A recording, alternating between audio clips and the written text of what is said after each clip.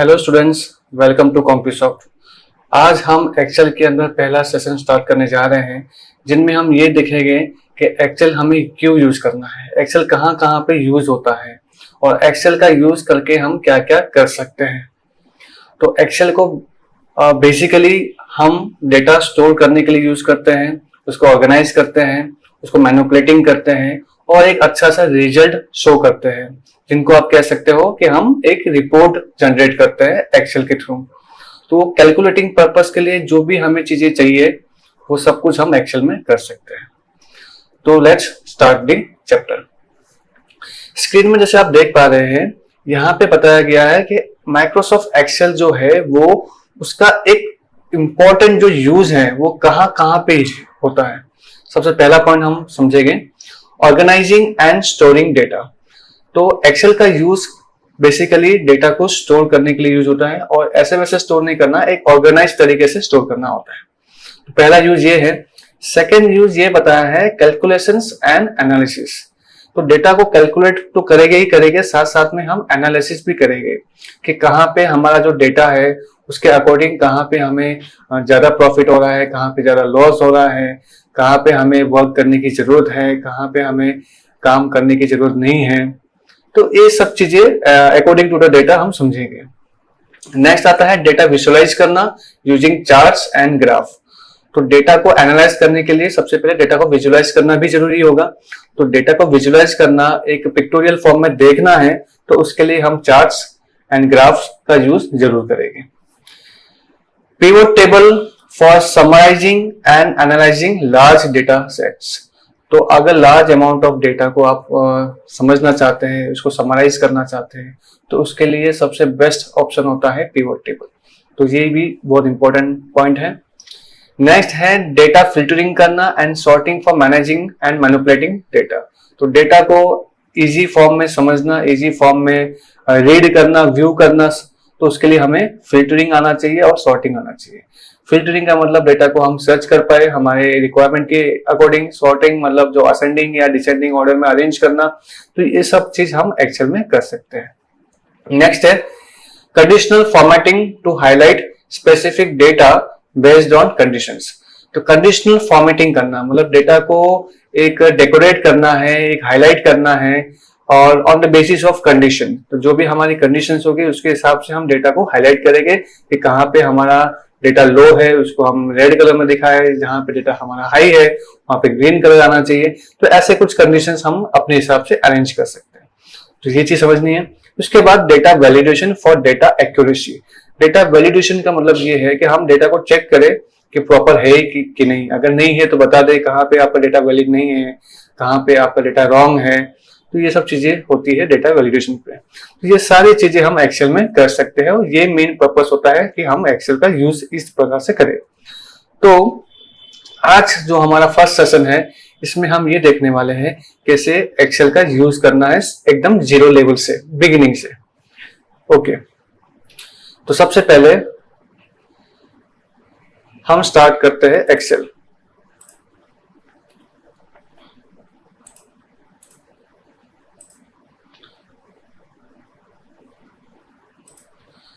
तो मैंने यहाँ पे माइक्रोसॉफ्ट 365 पे लॉगिन किया हुआ है। आप चाहो तो कोई भी वर्जन का एक्सेल यूज कर सकते हो। आपका माइक्रोसॉफ्ट एक्सेल अगर आपके पास डाउनलोडेड है तो आप वो भी यूज कर सकते हो, या मेरी तरह माइक्रोसॉफ्ट 365 भी यूज कर सकते हो, या कोई और भी अगर आपके पास वर्जन अवेलेबल हो तो वो भी यूज कर सकते हो। तो क्योंकि बिगिनिंग में जो होता है वो सारा चीज कॉमन ही होता है, फिर धीरे धीरे जो फंक्शंस वाइज जो होते हैं वो वर्जन के ऊपर डिपेंड करते हैं। तो वो हम आगे जरूर डिस्कस करेंगे, ठीक है। अब यहाँ पे सबसे पहले हम ये देख पा रहे हैं कि ये एक एक्सेल की शीट है। तो एक्सेल की जो फाइल होती है उसको हम कहते हैं वर्कबुक। तो ये पूरी एक एक्सेल की फाइल है जिसको हम कहते हैं वर्कबुक। अब एक वर्कबुक में मल्टीपल वर्कशीट्स होते हैं। जैसे हम देख पा रहे हैं यहाँ पे एक वर्कशीट ऑलरेडी ओपन है। तो अगर आपको वर्कशीट और क्रिएट करना है तो आपको ये प्लस आइकन पे क्लिक करना है। जितनी बार आप क्लिक करते जाओगे उतने उतने वर्कशीट्स क्रिएट होते जाएंगे। अगर आपको वर्कशीट की रिक्वायरमेंट नहीं हो तो उसी पे राइट क्लिक करके आप यहाँ से डिलीट ऑप्शन भी कर सकते हो। तो ये ओके या कैंसिल, अगर डिलीट करना है तो ओके कर दीजिए, तो ये डिलीट हो जाएगा। तो इस तरह से आपको जितना भी वर्कशीट डिलीट करना है डिलीट कर सकते हैं। तो ये वर्कशीट का नाम जो है वो शीट 1, शीट 2, शीट 3 ऐसे ही नेमिंग फॉर्म होता रहता है। बट अगर आपको नाम पसंद नहीं है, यू कैन चेंज। उसी पर राइट क्लिक करके आप रीनेम के ऑप्शन में जा सकते हो। यहाँ पे जो भी नाम आपको पसंद हो या जो भी रिक्वायरमेंट हो वैसा नाम आप दे सकते हो। जैसे मैं दे देता हूँ माई डेटा, तो ये नाम मैंने यहाँ पे सेव किया है। ये सिर्फ शीट का नाम है, वर्कबुक का नाम आप यहाँ पे सेव करोगे क्लास 1। ये मेरा माइक्रोसॉफ्ट 365 में इस तरह से फॉर्मेट है। ठीक है, तो अब ये जो आपको दिखाई दे रहा है इसको कहते हैं हम grids. Grids is just a combination of rose and columns. Horizontal lines जो है उनको हम रोज समझेंगे और जो वर्टिकल लाइंस होती है उनको हम समझते हैं कॉलम्स। तो रोज एंड कॉलम्स का जो इंटरसेक्शंस होते हैं उसको हम एक बॉक्स को कहते हैं सेल। हर सेल का एक यूनिक नंबर होता है। जैसे आप ये सेल की बात करें जहां पे मैं प्रेजेंट हूं, उसका नंबर है D4। D हो गया कॉलम नंबर, 4 हो गया रो नंबर। तो D4 is the cell number. यहाँ पे आप देख सकते हैं ये नेम बॉक्स है। यहाँ पे हम जो भी सेल में प्रेजेंट है उसका नंबर दिखाएगा। देखो यहाँ पे दिखा रहा है H9, it means we have here. तो यहाँ पर हम प्रेजेंट है H9 पे। तो ऐसा सभी सेल के यूनिक नंबर्स होते हैं। ये नंबर्स कभी भी रिपीट नहीं होते और ये नंबर्स जो है सेल नंबर्स, ये बहुत ही इंपॉर्टेंट रोल प्ले करता है जब भी हम कोई फॉर्मूला या फंक्शंस टाइप करते हैं। ठीक है, तो अब हम कुछ बेसिक सा फंक्शन सीखने वाले हैं एक्सेल के अंदर और उसके लिए हम एक एग्जांपल लिखेंगे। तो यहाँ पर हम मान लीजिए एक चैरिटी फार्म है, ठीक है, उसके लिए हम डोनेशन कलेक्ट कर रहे हैं। तो उसके लिए हम यहाँ पे डेटा अरेंज करेंगे, सेट करेंगे। तो यहाँ से आप इस तरह से एक्सपांड या कोलैप्स कर सकते हो, रीसाइज कर सकते हो जितना आपको करना चाहे। ये हमेशा हेडिंग से ही किया जाता है। तो यहाँ पे मैं लिख रहा हूँ नेम और यहाँ लिख रहा हूँ अमाउंट। तो जो लोग डोनेशन दे रहे हैं उन बंदे का नाम लिखना है और यहाँ पे उनके अमाउंट के नंबर लिखने हैं। तो कुछ लोगों के नाम हम लिख देते हैं जल्दी से।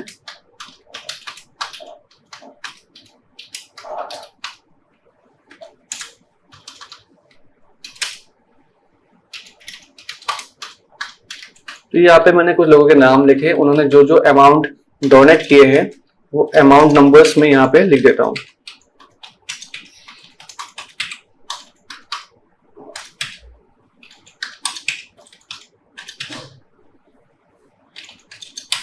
तो अब ये कुछ हमने डेटा लिखा है। यहाँ पे हमें क्या करना है, यहाँ पे हमें टोटल अमाउंट फाइंड करना है। अब टोटल अमाउंट कैसे फाइंड करते हैं ये हमें सीखना है। तो टोटल अमाउंट फाइंड करने के 2-3 तरीके हैं, मैं आपको बताऊंगा। सबसे पहला तरीका, आपको कर्सर वहां रखना है जहां पे आपको आंसर चाहिए और फिर यहाँ पर इस जगह पे आपको इस समेशन का साइन दिख रहा है, यहाँ पे आपको पहला फंक्शन मिल जाएगा, वो है सम। तो उस पर आप क्लिक कीजिए तो ऑटोमेटिकली कंप्यूटर क्या करेगा, ऊपर के जो सेल्स हैं, जो नंबर्स हैं, उनको सिलेक्ट कर देता है। और यहाँ पे देखिए एक फंक्शन जनरेट हो चुका है, इक्वल टू सम, ब्रैकेट में ये रेंज सिलेक्ट हुआ है C5 से लेकर C14 तक। तो हम ये देख पा रहे हैं कि ये जो सेल सिलेक्ट हुआ है यहाँ पे एक ब्लैंक सेल भी है। तो आपको क्या करना है, आप चाहो तो एंटर प्रेस करो, you will get the correct answer, but आप चाहो तो इसको रीसिलेक्ट भी कर सकते हो। इस तरह से एंटर प्रेस कीजिए और जैसे आप एंटर प्रेस करोगे आपको एक नंबर दिखाई देगा और वो है उसका आंसर। ठीक है, this is first method which is very very easy. दूसरा मेथड ये है कि आपको ये जो फंक्शन दिखाई दे रहा था वो आप टाइप कर सकते हो मैन्युअली। तो इक्वल टू सम करना है और फिर ये डेटा को सिलेक्ट करके बंद कर देना है। तो इस तरह से आपको सेकंड मेथड भी याद हो जाएगा जल्दी से। उसके बाद आता है तीसरा मेथड। तीसरा मेथड ये है, इक्वल टू के बाद एक एक सेल को आप इस तरह से प्लस करके लिख सकते हो, कुछ इस तरह से। This method is quite lengthy but ये पता होना चाहिए कि इस तरह से भी लिखा जा सकता है। तो 3 तरीके मैंने बताए आपको टोटल निकालने के। ठीक है, अब यहां पर हम निकालने वाले हैं एवरेज अमाउंट। यहां से आप सेल को एडजस्ट कर सकते हो। तो यहां पे हमें अमाउंट निकालना है। सबसे पहला मेथड ये रहेगा कि आप यहां पे जाइए यहाँ से एवरेज सिलेक्ट कीजिए और सही अमाउंट को सिलेक्ट कीजिए।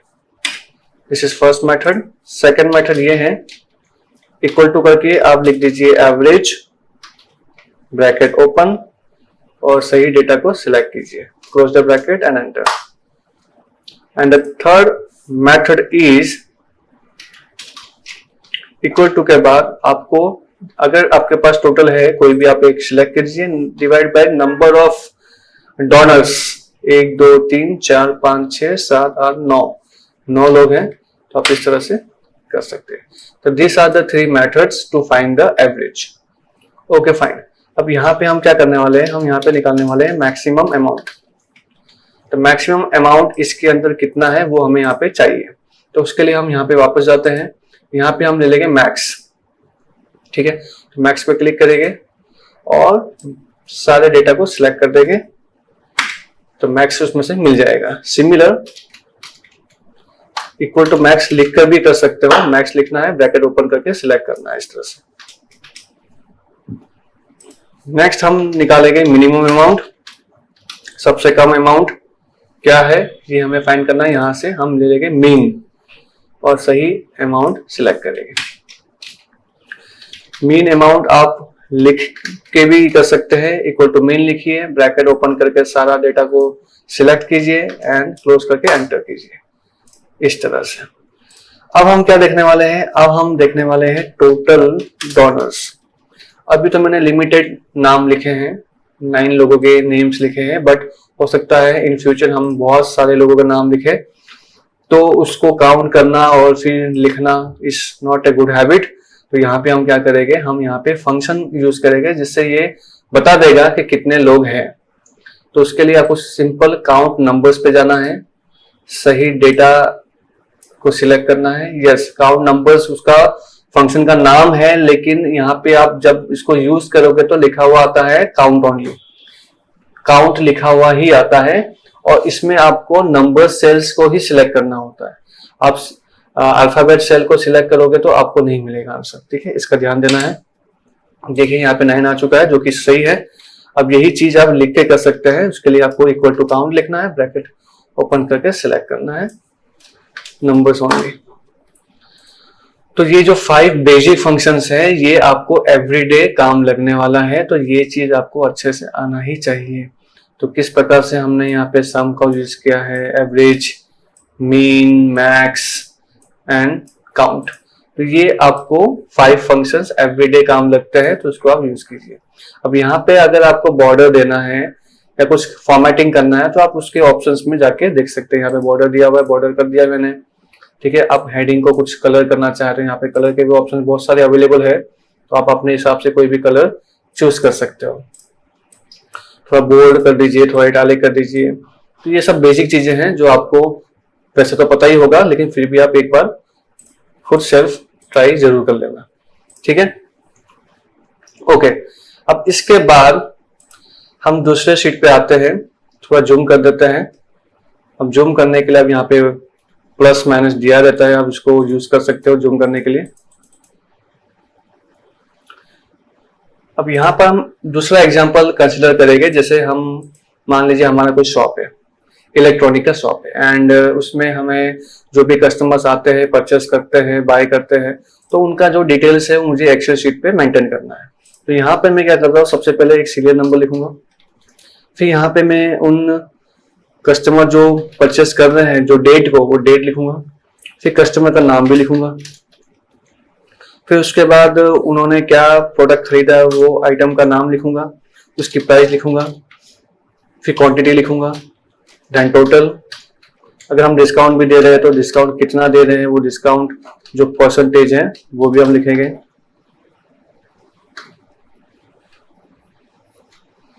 फिर टोटल अमाउंट जो भी इसका बनता है लास्ट में, तो पे अमाउंट लिख देते हैं, और जो भी आपको एडजस्ट करना है आप ऐसे एडजस्ट कर सकते हो इस तरह से। तो इसको हम हेडिंग समझ लेते हैं। इसको थोड़ा बोर्ड या कोई कलर वलर कुछ भी आपको पसंद हो तो आप इसको अप्लाई कर सकते हो। अब यहाँ पे सब डेटा भी मुझे फिल करना है, तो यहाँ पे हम सीरियल नंबर लिखेंगे 1 से, और जितना डेटा है मतलब जो मैंने बॉर्डर दिया है उतना मुझे लिखना है। तो मैं लिखूंगा 1, देन एंटर, 2 एंटर, 3 एंटर, ये काफी टाइम जाएगा मेरा। तो एटलीस्ट आपको 2 तो लिखना ही है, और फिर आप दोनों को इस तरह से सिलेक्ट करके ये डॉट पे ले जाइए, जो इस तरह से आपको दिखाई देता होगा। आपको थोड़ा जूम करके दिखा देता हूं मैं एक बार। ये जो डॉट है, इस डॉट पे आपको माउस कर्सर ले जाना है और फिर इस तरह से ड्रैग करना है, जितना आपका ये बॉर्डर है उतना लेके छोड़ देना है। तो उससे होगा क्या, उससे आपका डेटा ऑटो फिल हो जाएगा। तो ये जब भी ऑटो फिल करना हो आपको तो इस तरह से किया जाता है। अब इसका पैटर्न मैचिंग करना होता है। तो ये कैसे काम करता है देखिए, सबसे पहले मैंने यहाँ पे 1 लिखा और 1 लिख के ही मैंने इस तरह से ड्रैग किया। तो इससे होगा क्या, इससे सारे डेटा 1 1 1 1 आ जाएंगे। तो ये इसको कोई पैटर्न नहीं मिल रहा है, तो ये कॉपी कर रहा है। अगर मैंने 1 लिखा और नेक्स्ट 3 लिखा, तो इसका मतलब ये है कि मैंने बीच में एक नंबर स्किप किया है। तो वैसे ये भी आगे 1 1 नंबर स्किप करेगा, जस्ट लाइक दिस। और इसी प्रकार से अगर मैंने फर्स्ट 1 लिखा है एंड देन 5 लिखा है, तो मैंने 4 नंबर बीच में स्किप किया है, तो आगे ये भी 4 नंबर्स को स्किप करेगा। तो इस तरह से ये पैटर्न को समझता है, और इसी वजह से हमें यहाँ पे 2 सीरियल नंबर पहले लिखने होंगे, जिसको वो समझेगा और आगे उसको फॉलो करेगा। ठीक है, अब यहाँ पे मुझे कुछ डेट लिखने हैं। अब डेट के बारे में आगे और भी हम एक स्पेशल क्लास रखेंगे, जिसमें हम डेट के फंक्शंस कैसे यूटिलाइज करना है, कैसे अरेंज करना है, सब कुछ लिखेंगे। तो वो चीज हम बाद में देखेंगे, लेकिन अभी हमें सिर्फ जनरल डेट लिखना है। dd mm yy फॉर्मेट में लिख देते हैं। ये मैंने कोई एक डेट लिखा, और ये डेट को अगर मैंने ड्रैग किया कुछ इस तरह से, तो ये कॉपी नहीं होगा, ये होगा increase by day by day. ठीक है, ये डेट का नेचर है।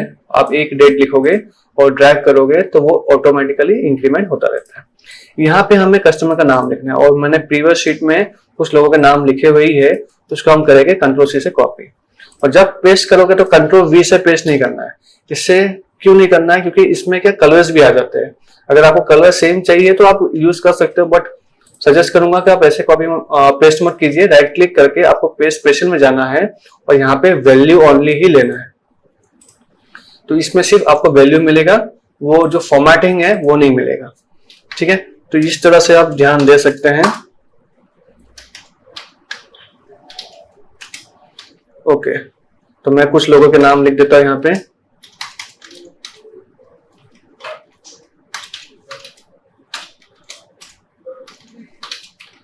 चलो यहाँ पे कुछ आइटम के नाम लिख देते हैं। जैसे मैंने कहा कि इलेक्ट्रॉनिक की दुकान है, तो इलेक्ट्रॉनिक के जो सामान है वो हम लिख देते हैं कुछ भी अपने हिसाब से।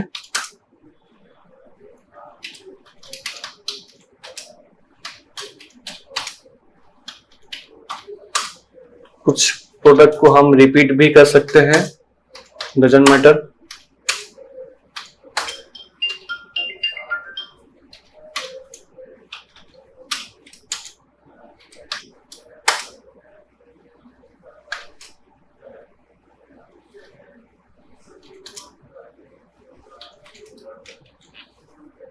अब यहाँ पे कुछ प्राइस लिख देते हैं हम। प्राइस रैंडमली कुछ भी हम लिख रहे हैं। This not a true price.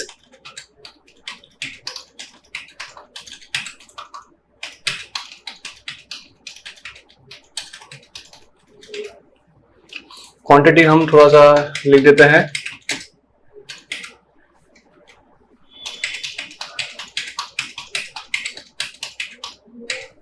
अब टोटल निकालना है। टोटल कैसे निकालेंगे, तो ध्यान से देखिएगा। पहले इक्वल टू करना है, पहला प्राइस ले लेते हैं, फिर मल्टीप्लाई का साइन, फिर क्वांटिटी को सिलेक्ट करेंगे। तो इस दोनों सेल के जो नंबर्स हैं उनको मल्टीप्लाई करेगा। तो एक यहाँ पे डेटा आ चुका है। अब इसको हम इस तरह से ड्रैग करेंगे, तो सभी में रेस्पेक्टिवली जो है प्राइस और क्वांटिटी उसका मल्टीप्लाई होकर आ चुका है। अब ये कैसे काम कर रहा है, तो इसके फॉर्मूला को देखते हैं। डबल क्लिक करते हैं तो देखिए ये ब्लू और ये रेड इस तरह से मल्टीप्लाई हुआ है। और नीचे वाले को देखते हैं डबल क्लिक करके, तो यहाँ पे ब्लू रेड इस तरह से मल्टीप्लाई हो रहा है। तो ये जैसे जैसे हम यहाँ पे ड्रैग करते हैं तो सेल्स के नंबर्स इंक्रीज हो रहे हैं। That's why it is referring and calculating the data. अब यहाँ पे डिस्काउंट परसेंटेज जो है, तो अभी मान लीजिए हम यहाँ पे डिस्काउंट एक रख देते हैं जैसे कि 15%, सभी को इक्वल डिस्काउंट देना है 15%। तो क्या करना होगा, सिंपल, आपको जो भी टोटल है तो मल्टीप्लाई का साइन डाल दो, 15% लिख दो, तो जो भी अमाउंट है वो यहाँ पे आ जाएगा, उसको आप ड्रैग कीजिए तो सभी के डिस्काउंट परसेंटेज आपको मिल जाएंगे, राइट। अब यहाँ पे पे अमाउंट दिखाना है तो उसके लिए क्या करना होगा, simple, equal to total amount minus discount and here you will get the pay amount. तो इस तरह से आपको पे अमाउंट सभी के मिल जाएंगे। तो ये बन गया डेटा हमारा। ऊपर 2 लाइन हमने छोड़ी हुई है, इसको हम सिलेक्ट करके यहाँ पे मर्ज कर देंगे। मर्ज करने से सारा डेटा मर्ज हो जाएगा, लाइन सब हट जाएगी। यहाँ पे हम दुकान का नाम लिख देते हैं ABC इलेक्ट्रॉनिक, और फिर आप इसको कलर वलर कर सकते हो, अपने हिसाब से डेटा को सेट कर सकते हो।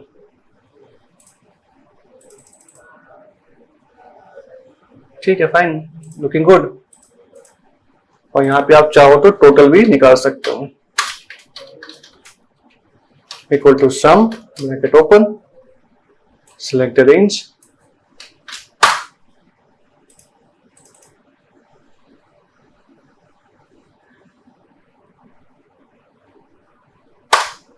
यहाँ पे 0 आ रहा है।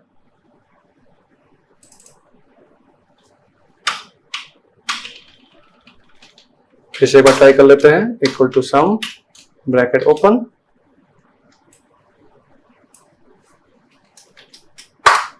Okay, fine.